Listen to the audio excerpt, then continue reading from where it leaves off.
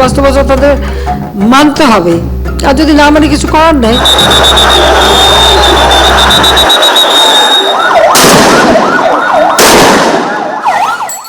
ব্যক্তিজীবন থেকে রাজনীতি, জুলাই গণ অভ্যুত্থান বদলে দিয়েছে অনেক কিছুই। ১৪৪ ধারা ভঙ্গ করে মানুষ যখন রাজপথে নেমে আসছিল, আর সেই সব প্রতিবাদী মানুষের বুকে তাক করে রাখা শাসকের বন্দুকের নল থেকে উৎসারিত হচ্ছিল বারুদের গন্ধ, ঠিক তখনই যেন ইতিহাস বলে দিচ্ছিল এই হাওয়ায় করে ভেসে আসছে নবসূচনার ঘ্রাণ। সত্যিই তাই, সেই আত্মত্যাগ বৃথা যায়নি। জোর কণ্ঠে রাজপথে নেমে আসা সেই সাহসীদের প্রাণ উৎসর্গ খুলে দিয়ে গেছে বহু বন্ধ দরজার পেছনে চাপা পড়ে থাকা কণ্ঠস্বরকে।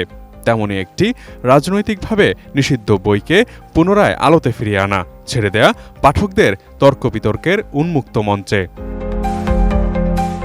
বিশ্বজুড়ে শিল্প সাহিত্যকে স্বাধীনভাবে চর্চা করার অনুকূল পরিবেশ তৈরি করে দেয়া হয়। কল্যাণমূলক সেসব রাষ্ট্রে মানা হয় শিল্প সাহিত্য গ্রহণ কিংবা বর্জনের, নিষিদ্ধ করার নয়।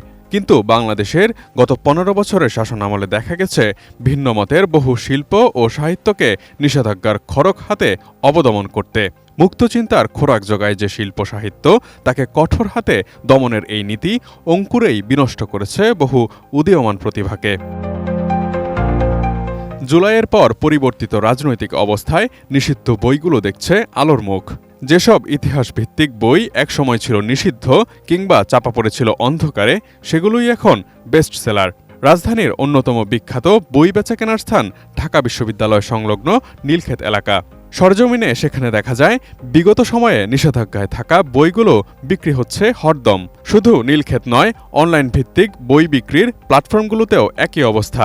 দেশের বিভিন্ন অঞ্চল থেকে আসছে একের পর এক অর্ডার, হাজারো বই প্রতিদিন চলে যাচ্ছে সারা দেশে। এই অবস্থায় কোন কোন বইগুলো নতুন করে পেল এই জনপ্রিয়তা? 100% কপার কন্ডেন্সারে তৈরি ভিশন ফ্রিজ, তাই গুণে মানে অটুট থাকে বছরের পর বছর। আমার ফাঁসি চাই বেশ চমকপ্রদ একটি নাম। এই নামেই নিজের বইয়ের নামকরণ করেছিলেন মুক্তিযোদ্ধা মতিউর রহমান রেন্টু, যিনি ১৯৮১ থেকে ৯৭ সাল পর্যন্ত ছিলেন সাবেক প্রধানমন্ত্রী শেখ হাসিনার ব্যক্তিগত উপদেষ্টা। তৎকালীন সরকারের নির্দেশে সস্ত্রীক অবাঞ্ছিত ঘোষিত হওয়ার পর সে সময়ের রাজনৈতিক ও সামাজিক প্রেক্ষাপটে লেখা এই বইটিতে হাসিনা ও তার দলের নানা অনিয়মের কথা তুলে ধরেছেন লেখক।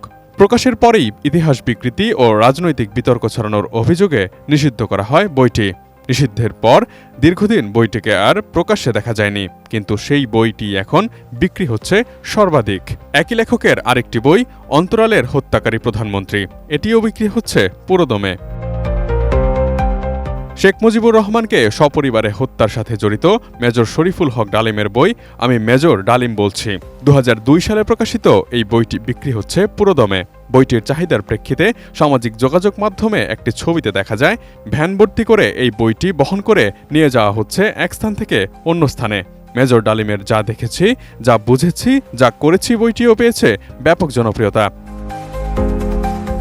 এছাড়াও বাংলাদেশের প্রথম প্রধানমন্ত্রী তাজউদ্দিন আহমেদের কন্যা শারমিন আহমেদের লেখা নেতা ও পিতা পিনাকি ভট্টাচার্যের লেখা স্বাধীনতা উত্তর বাংলাদেশ, একে খন্দকারের ১৯৭১ ভেতরে বাইরে, আহমেদ মুসার ইতিহাসের কাঠগড়ায় আওয়ামী লীগ বই বিক্রি হচ্ছে সবচেয়ে বেশি।